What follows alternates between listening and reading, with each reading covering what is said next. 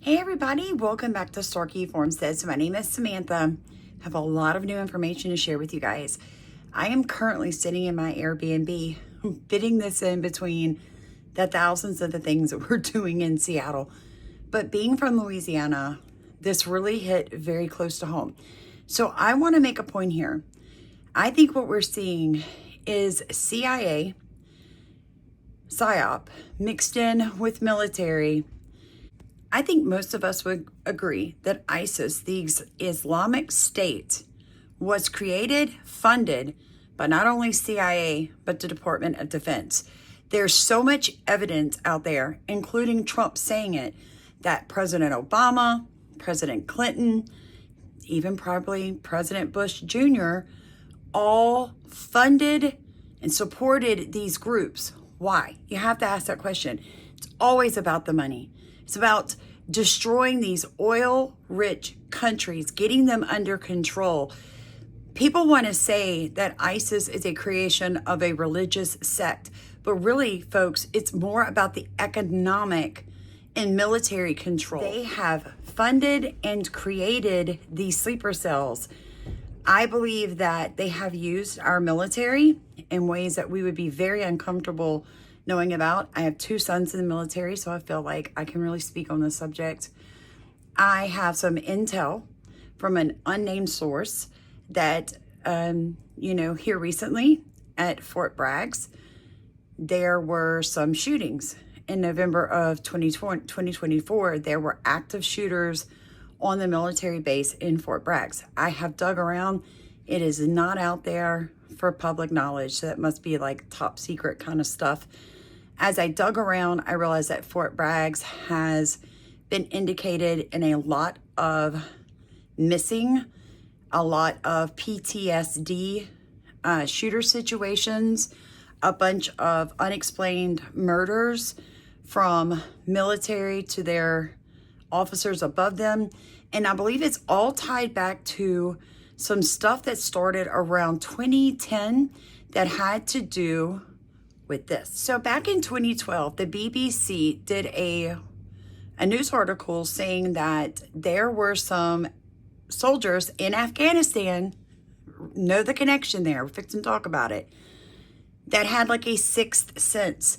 And the military wanted to tap into that with technology. Right here, folks.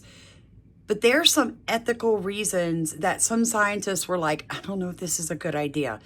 It basically was combining a soldier's sixth sense to detect danger with technology, therefore allowing what the soldier was thinking to be used to foresee danger before the brain could even register it. I mean, we're talking about some serious sci-fi stuff, but this definitely was going on. This technology was being rolled out while our soldiers were in Afghanistan. So who were the guinea pigs? The American soldiers. These were going to be goggles with what I suspect, though I couldn't find the wording in the article, a NeuroLink.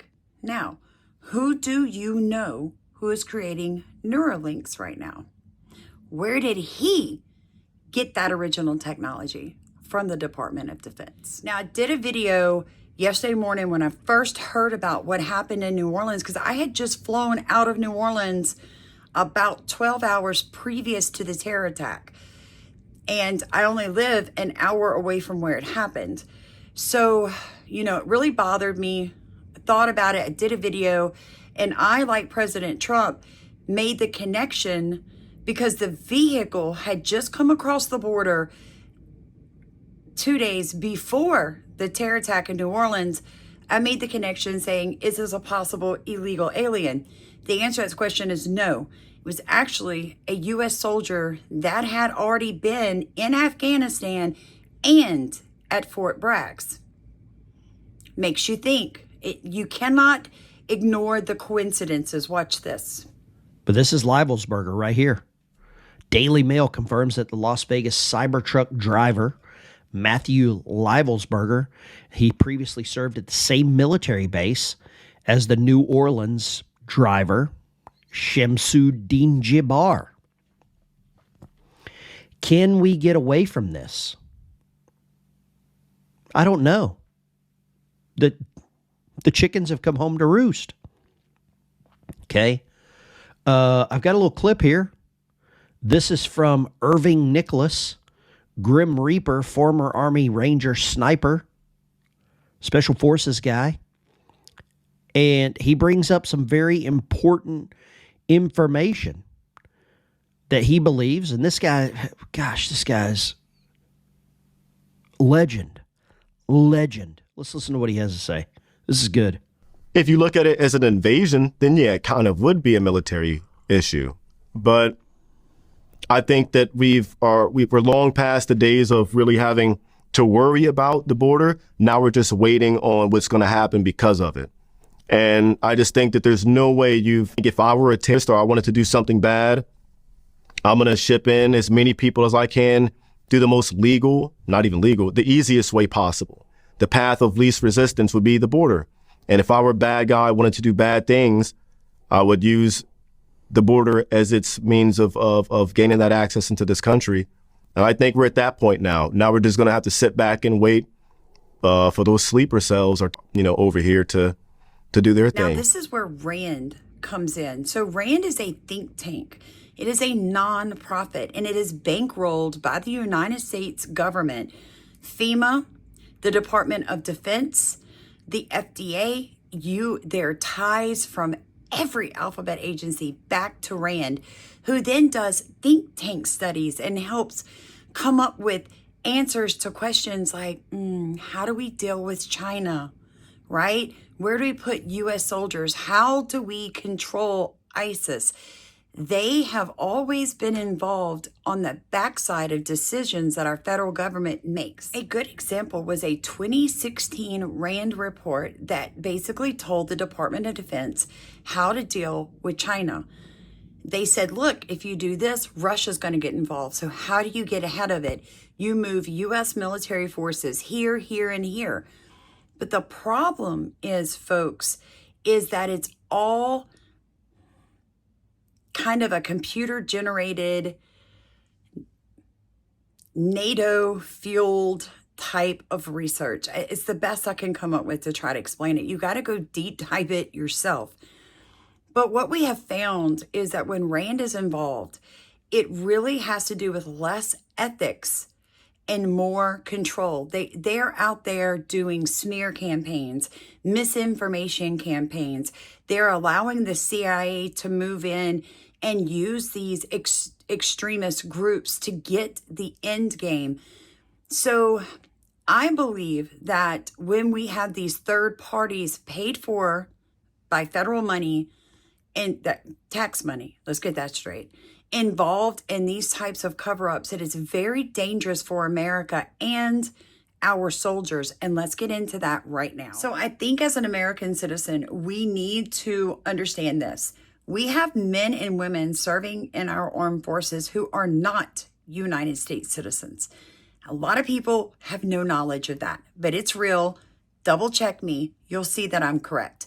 A lot of people from these countries that we normally are not big on allowing immigration in from will use coming here, getting in the military as a green card opportunity. It doesn't always end up that way, but the Army especially will go out there and say, hey, if you're an illegal alien, come sign up for the military, come be all you can be in the Army, and you'll be a U.S. citizen and your family on the backside. So I just want you to really take that to heart.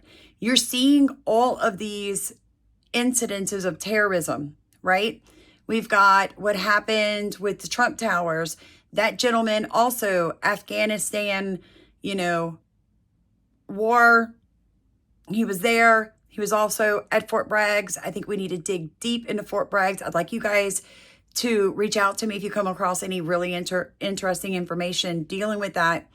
But I think we as a country need to understand that our border has been wide open. We've allowed a lot of people in who should not be here, who are a direct danger to us. Our country is probably never going to be the same. And I have to agree. I'm going to show you a short clip, but I want you to think about this. What if President Biden does a blanket amnesty for every illegal citizen that is currently in this country? Don't tell me he couldn't. I want you to think about that. What if he does? What if he does? I want you to think about how our soldiers have been guinea pigs. Start going back. Look into some of this MKUltra and CIA think tank stuff with RAND. You guys, we're going to deep dive a lot of it when I get home. But I wanted to make this video to, one, clarify that the first terror attack on January 1st of 2025 in New Orleans was not an illegal immigrant. It was a U.S., Army person. And then you had the one with the Trump Tower later in the day, right? So you've got suicide bombers in America right now that were in our military. So what does that tell you about the mindset of our military and currently our world? What happens when your own military is your enemy? Let that one sink in. Like, comment, subscribe, share this video. This information needs to get out there. But watch this last clip and then tell me what you think. I've got a real sneaking suspicion that Joe Biden is going to sign some kind of mass amnesty deal. Now, both of these things that happened, the Cybertruck and in New Orleans, they were American citizens. Apparently last night there were some things that happened in New York City, some protests that turned into some riots. Apparently some pew-pews went off, and some other people lost their lives in New York City last night, in Manhattan, I think. Okay.